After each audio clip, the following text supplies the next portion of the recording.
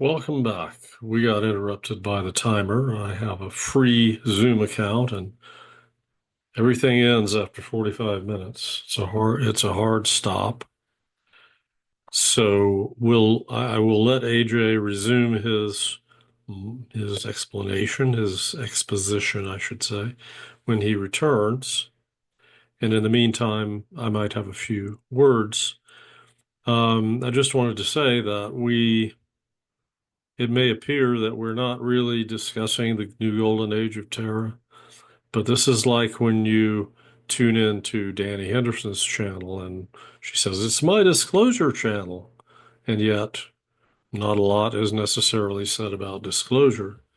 But what we're really talking about, once again, if I might remind you, is not about uh, the Galactic Federation. It's not about the Anunnaki. It's not about secret space programs. It's about those things in part, but it's about how all of that intel about what's going on outside of most people's awareness and outside of visibility, for the most part, um, contextualizes and affects what's going on in our lives from day to day here on planet Earth. And so, if we're talking about politics and we're talking about leadership and we're talking about ideas and ideologies, and we're talking about the awakening of our species, that ascension project process is an important part of what's going on. Well, it's also about the larger context. It's like a bunch of Christians getting together and talking about Jesus. And somebody said once upon a time, everything is Jesus, Jesus, Jesus. You know, but of course that's connected with their lives, right? And similarly, in this case, we're connecting that broader context with the mundane, seemingly mundane details of day-to-day life. So AJ has arrived, and I'm going to re-admit him. And there he is again. Hey, George. Welcome back. So we got interrupted while you were talking about Mr. Hirsch and his Substack, Substack. Yeah. incredible place in my experience to visit, find information. Yeah, Regular folks like yeah. you, Oh, with all dude. your experience, are posting information on there, I'll as be a well as recognized genius in a year. Yeah, you watch. seasoned professionals, as I mentioned, Seymour Hirsch, who's been at it how long now? 50 years, a long time. I don't know. Yeah, A long time. he's on there. Now, he's behind a paywall, but he should be behind a paywall. I'll pay money to read his thoughts. Hmm. I may not agree with all of them, but just like I'll pay money to go hear someone who for decades has cultivated the highest excellence on their instrument.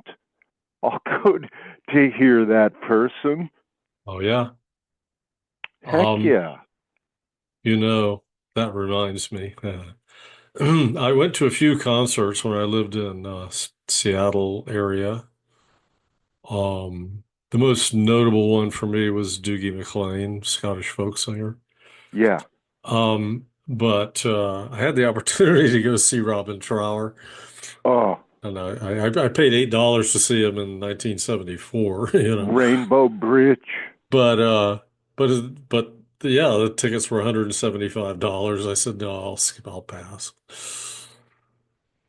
But that's not to say he's not worth paying $175 that, in terms of the value of today's money. But I just wasn't up for it. I'm not that madly in love with his music, and I liked the album, Bridge of Sighs. That was awesome. Yeah. Back in the day. Yeah, it was great. Yeah. Great stuff. I saw him at the Chiefs Stadium in Kansas City It was a new stadium, massive stadium. The Chiefs are still using that stadium. Wow, that was a great show. Yeah. Well, my friend that I went with and I went up to the front, so we were within 10 feet of the stage, and so Robin's playing away and my friend screamed at the top of his lungs, and Robin looked Yeah. at him and grinned and pointed the guitar at him. So he got recognition. It's like, yeah, I see you. Thanks for your enthusiasm. Live performance. There is nothing that can replace that. Yeah. Live theater, live music, live poetry reading, a live council meeting where people are deciding on things that are going to affect your life. Oh my gosh, go. Yeah. Being Well, in a community is a participatory thing, unless you're one of those very small percentage of people, and this takes full circle to what we started on today about being reclusive. hmm, Yes, there are a very few small percentage of human monkeys who are fine being reclusive. yeah. I'm Well, not one of them. I'm semi reclusive, but I'm not reclusive.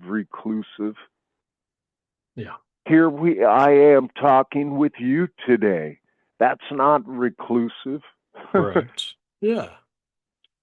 Yeah. And you're brave enough to do that, knowing that even though we don't see your face, we do hear your voice, and you're going to be on YouTube. Yeah. Who cares, right? I'm a star. You're a star. Oh. You'll be a star. Um, Speaking yeah. of which, hi to Salty. Where Yeah. are you, Salty? Salty was Hi a to Silvara and oh, okay. all of our other friends. Yeah. And there are some other people I invited, including our escritor friend in Brazil. You might know who I'm talking about. Well, I look Who, forward to meeting them. I hope they yeah, take your invitation. That would be awesome to have a friend from Brazil talking yeah, about and sharing what they're experiencing down there.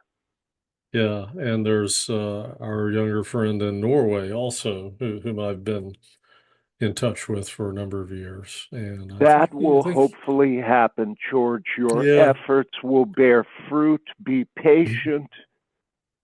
Well, my younger brother in Norway, actually, what? He pledged an annual amount for my Substack, which Awesome. yes, it's like, okay, I do want to make a business of this. Sure. And Fuck, it takes time, sure, research. yeah, but it was very encouraging to receive that from him, That's and of course I awesome, sent him a George. thank you note. But yeah, and and and so for the 100, 200, 1,000, 10,000 people that ignore me and have no use for what I say and what I do, if there's one who says, hey, this is valuable to me, this connects with me, this means something to me, and I mean, that's great in and of itself. And then if they're willing to show appreciation by voluntarily throwing some money my way, of course, I'm Supporting giving it you. all away for free at this point, That's right. but you can buy me a coffee or you can pledge an annual subscription amount. Um, and I'll be doing, channel membership here eventually and a few other things. Okay, so speaking of which, I wanted to show this. Yes. This lovely book. I don't know if the camera will pick it up. Anyway, it's can I put it up here? Yeah, there you go. So very strange title, Antinet Zettelkasten. Fat book, okay? 400 pages or so. But Wow. it's about how to become essentially a genius, right? A knowledge system that will turn you into a prolific reader, researcher, and writer, but it Wow. also brings out the best in your ability to connect the dots. Sign me up. Where do I sign? Scott Shepherd. I'll send you and it's a Scheper, Okay. Scott P. Shepherd. So he's somebody who figured this out, right? So he was a Right. marketer and a writer and so on, Yes. and he went and dug into this, and it is that word Zettelkasten. You can look that up, but he says don't go down that rabbit hole because it's an enormous waste of time Uh-huh. in his opinion because Uh-huh. he went through it. Well, Right. he went back to this dude, and I'll talk about this a little bit. There's a gentleman named Niklas Luhmann who is the probably the Einstein of sociology. I mean, Uh-huh. not the real Einstein, but the way people view Einstein. Right. You know what I mean? Sure. And he was this really quirky character, but he had the most highly developed system of maintaining handwritten notes on index cards that has ever been developed. The other Uh-huh. person who uses a similar system is Umberto Eco, who's sort of well known, Uh-huh. and there are others. But Luhmann, what was I going to say? So Luhmann was very prolific, and he wrote 75 books and some hundreds of academic papers during his lifetime. Wow. And almost all of them are very nearly incomprehensible, which was just his choice. Somebody asked him once, uh, are you afraid of your critics? He said, only certain ones. They said, which ones? He said, the stupid ones. So his point was he went out of his way to write in a very dense, difficult to understand manner. So Yeah. if you want to understand anything he wrote, you have to spend a lot of time with it.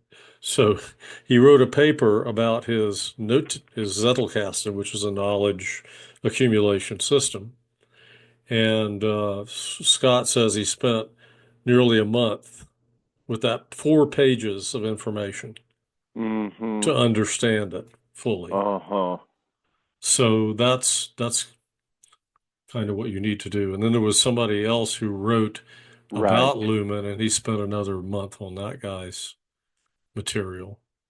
But what you have now is you have all these digital systems, Yeah. and you have people who have semi-understood Lumen and then have added their own theories and embellishments, and it's all nonsense. It all takes you farther away from the true benefit of the system, according to Shepard, who seems to Uh-huh. know. Now Scott, Mr. Shepard, he says I earn $447,000 a year, or no, excuse me, a month writing a newsletter Mm. that people pay for, and it takes me a few hours a month. The rest of the time I spend reading, studying book after book after book, and Wow. taking notes. That's And pretty efficient. yeah, so I it's don't think the Doge would be able to right. find anything Yeah, yeah. in there to get rid of. And one of his objectives, I mean, there's actually the newsletter is one of the ways he makes money. He sells the book, but it's cheap. And it's like a hook to get you, on the line. Right. But he also has a community, which is I think free, but also you can do a mentoring process with him. And he says would guarantee to take you to $10,000 a month or beyond in your business. And then I'll let you go after we've gotten you to that point. So I don't know how much that costs. If I can ever afford it, I'll probably do it. Right. Yeah. But so what you should be able to do is do what you love, do what you want to do what you would do even if you didn't get paid for it, assuming you had some other source of income, Yeah. and make a good living at it because you are actually providing something of genuine value for other people. So that's This is, what yeah, I want to this do. is the most basic, oldest relationship Yeah. between two people. This goes back to this Maitreya. It's an exchange and alliance because two of us make us better than just one of us. Yeah. That's why human animals are social animals. And this word that some people try to use to denigrate this oldest of human relationships, this word capitalism, that's supposed to be a bad word. No, this is the oldest exchange between two legged animals on the planet. Scratch my back, I scratch yours. We're both better off. Yeah.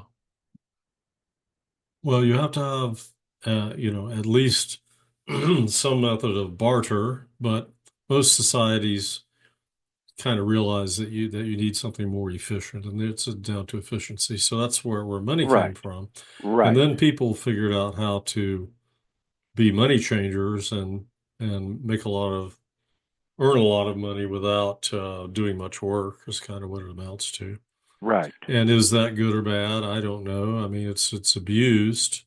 There are a lot of things that can be abused, and when so, People who don't wish to be victims to such practices, they make agreements with other people that exclude that type of siphoning, yeah, unnecessary siphoning. And there's others who don't understand, well, that's not necessary to be involved. It takes all kinds. mhm. And we see it today. We see the Doge ripping through. By the way, great film, 1950, The Court Jester, Hmm. Danny Kaye. What did Okay. the Doge do? And the Duke, what did the Duke do? What did the Duke do? What did the Doge do? The Doge does what the Duke does. Great little riff. I'll send it to you on email. Hilarious. But Okay.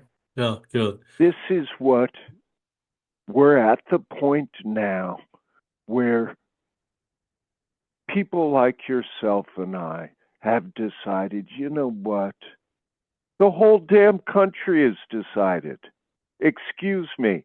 Enough. Yeah. We're tired of getting ripped off. And we won't stand for it. Yeah. And, you know, we have, I mean, this has occurred to me. There were people talking, there's been a lot of talk over the last few years about the Second American Civil War or the Second American Revolution. Right. And fortunately, because nobody really wants to go down that path. I mean, I think if war were, I don't know, a situation where, uh, well, if it were less violent and destructive, let's just put it that way, Yeah. then we'd have a lot more wars, right? And we do, we actually do have wars. It's like one guy I was listening to, he said, I love, and he's a lawyer, not an attorney, right? So he's a guy who's just he's trying to learn the law, learn how to use it in court, and so he's launched these lawsuits against American Express and other, big companies and so on. And but he says I love going to court and pursuing these things because it's like warfare, only it's the civilized way to go about it. Nobody has to get killed, but you can, with if you develop sufficient skill, you can possibly get to a useful result. Yeah. So, okay, I think what we're seeing now with this big contest between the left and or the Trumpists and the anti-Trumpists, let's just Yeah. call it that, is it's warfare. It's that civil war that we were going to have, but it's being conducted in a somewhat civilized manner. Yes.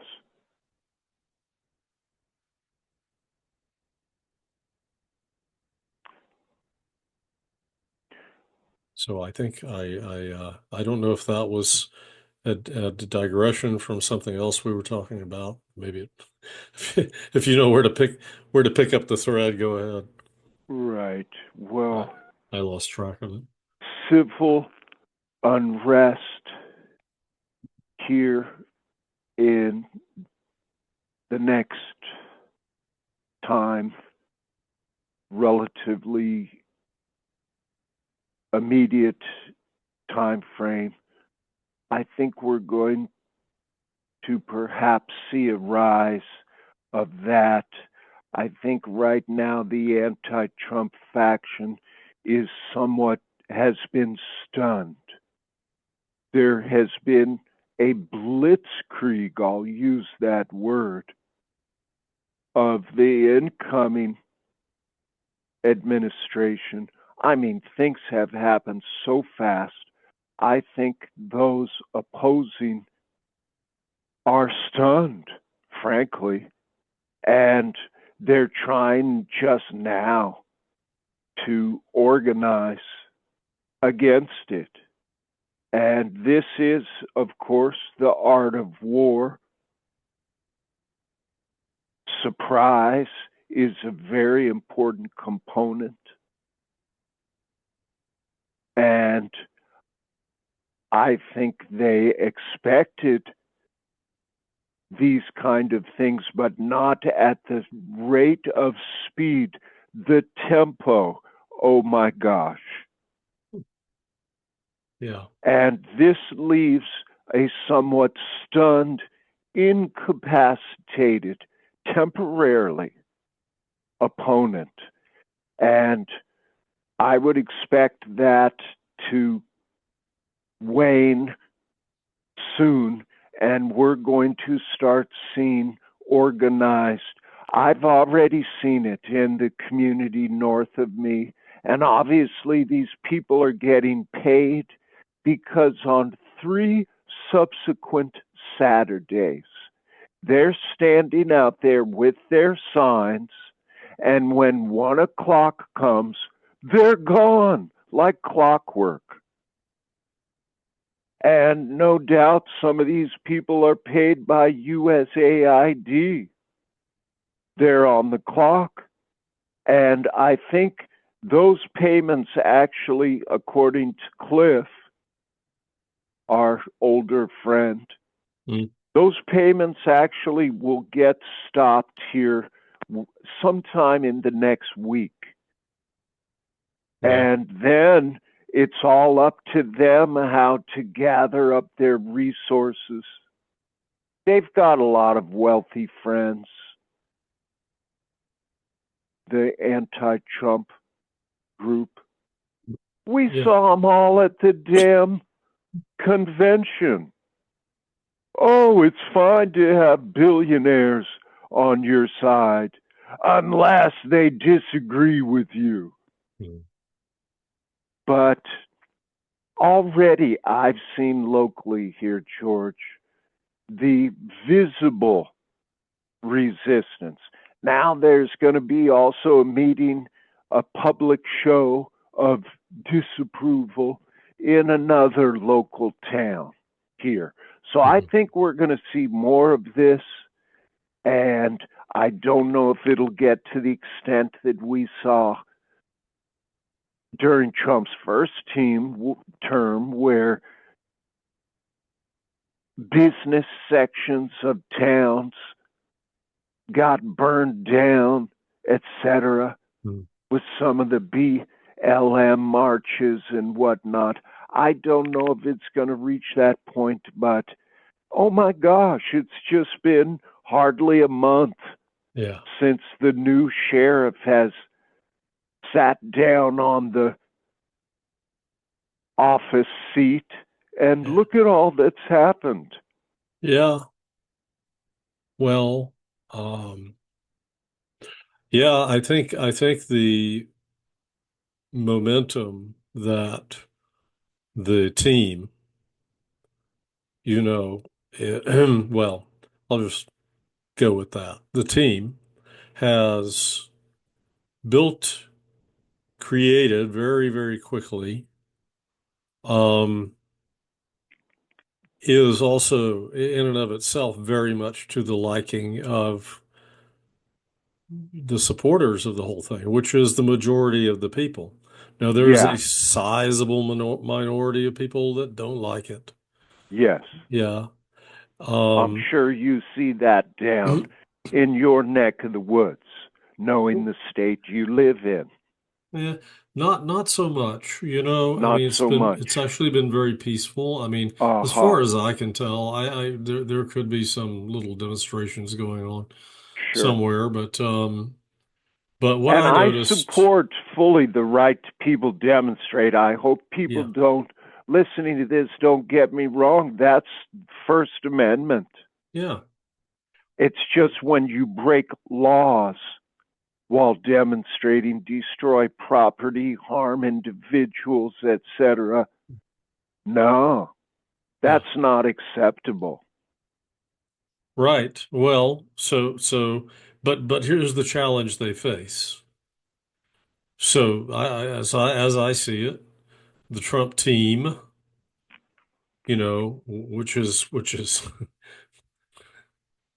a something of a return to a constitutional republic. Okay, so anyway, they're representing the voters who put them in and gave them a mandate, and 70% of the American people say Trump's doing what he promised, right? Yeah, That's just perception, but I think it's an accurate perception. I I agree with think the it is too. 70%. So what was I going to say? This So there's gets, there's here's what I was going to say. There's a lot of action. yes, Doing, changing, fixing, yes, breaking things, that need to be broken, yes, on the part of Doge and others, right?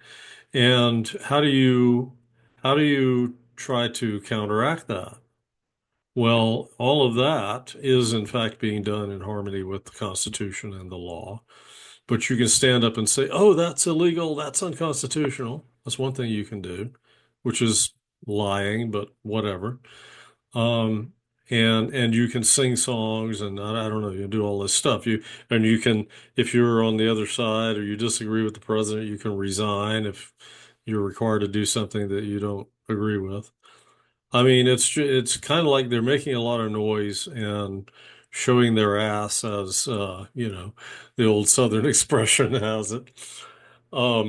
But what they're ultimately doing is not reflecting well on them, and it's not really serving their agenda. It's just no, like more and more people are saying, that's idiotic, and I don't want to be yes, any part of it yes, anymore in some yes, cases.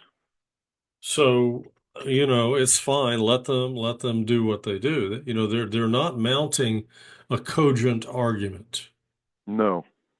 And so when people see that, then they're realizing, well, maybe I've been on the wrong side. Or, I mean, even someone like myself, who I went through my liberal phase during Obama's first term, and he cured me of it, you know.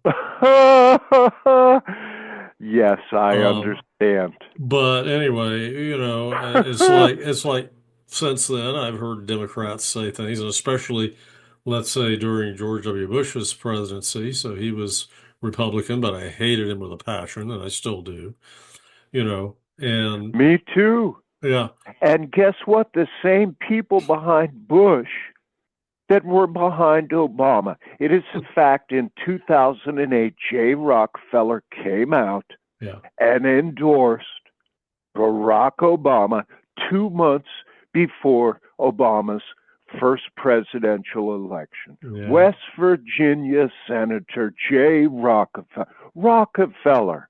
Yeah. That's the Bush Foundation.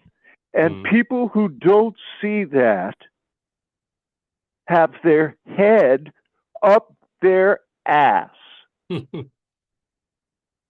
lot of people aren't aware of that, and that's why I for sure wanted to say this so that the hundreds of thousands of people listening to George and AJ today, they learned something they didn't know. I mean, this branding with the Democrat Party has been so successful, George. Mm. I'd like to teach the world to sing in perfect harmony. That's the damn branding. Very successful. That is so old. It's 50 years old, for God's sakes.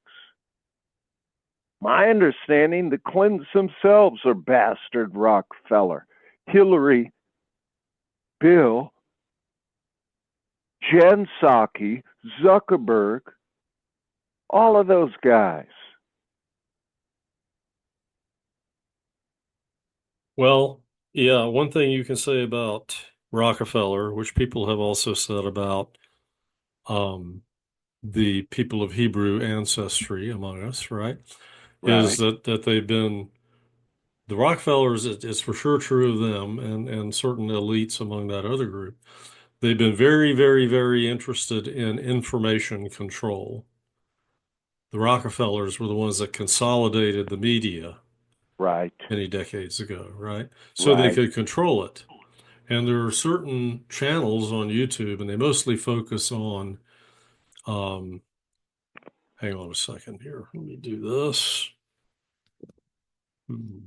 Start that timer again. Um, but these channels focus on hidden history and things like that. Yeah. And but they're like, well, there's a gentleman called the archivist. His name is Ben, and he uses the internet and he goes into the very old newspapers and magazines from before the consolidation by the Rockefellers, and you will find articles in there about insane things like Mm-hmm. a 100-foot tall man and his horse who had been turned to stone by some plasma event or something. I mean, they didn't know what it was, right? But they're just like, well, we found this stone man and a stone horse, and we don't think it was a carved statue. It was like an organic pair of beings that were somehow turned to stone.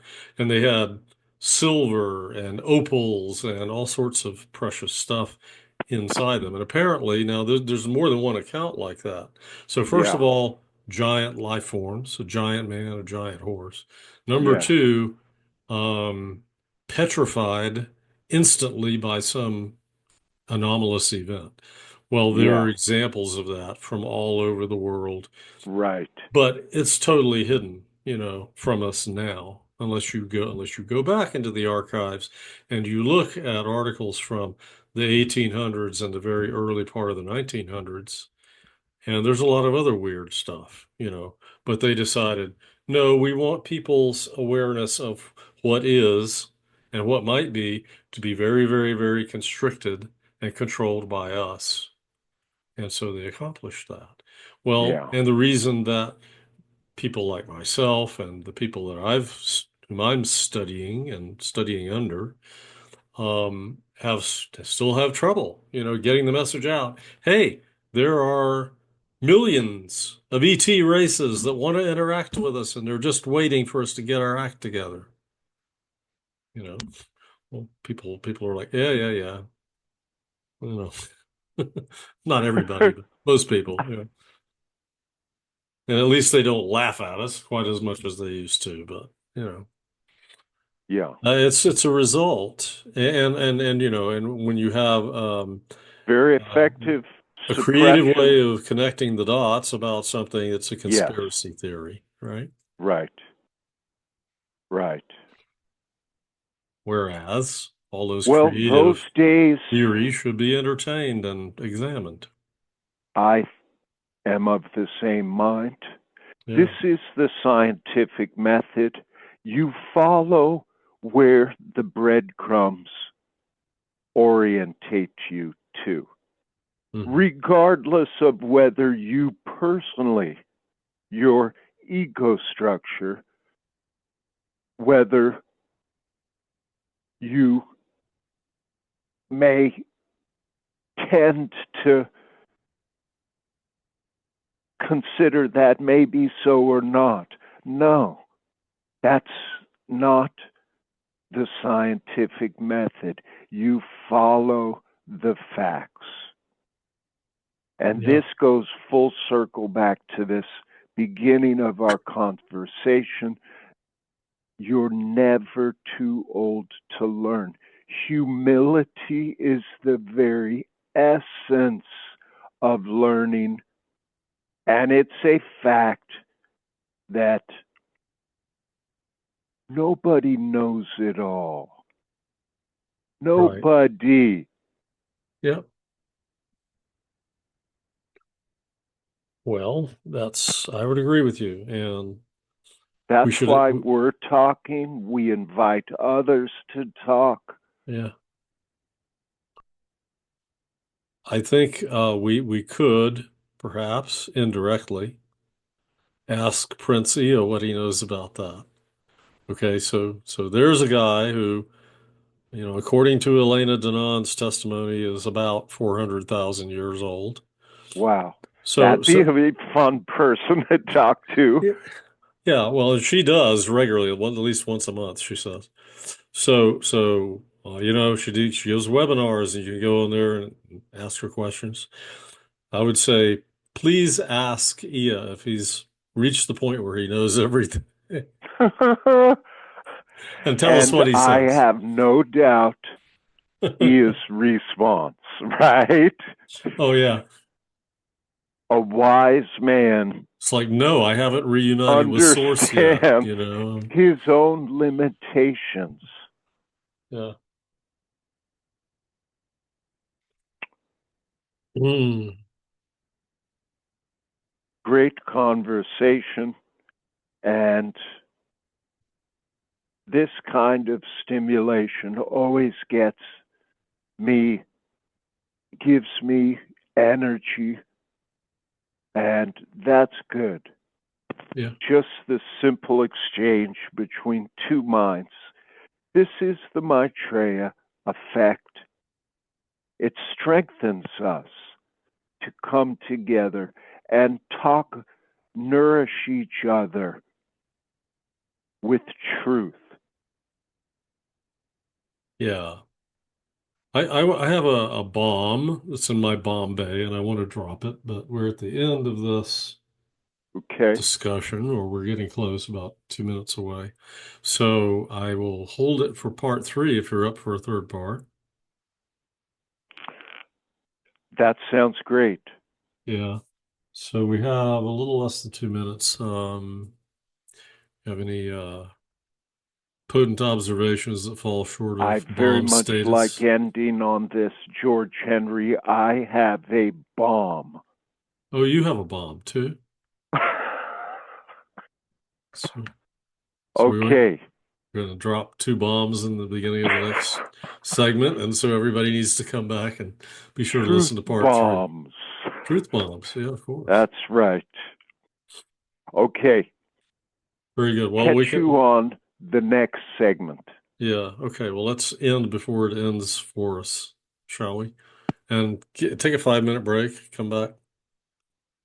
Okay. I guess he's good with that. He left me.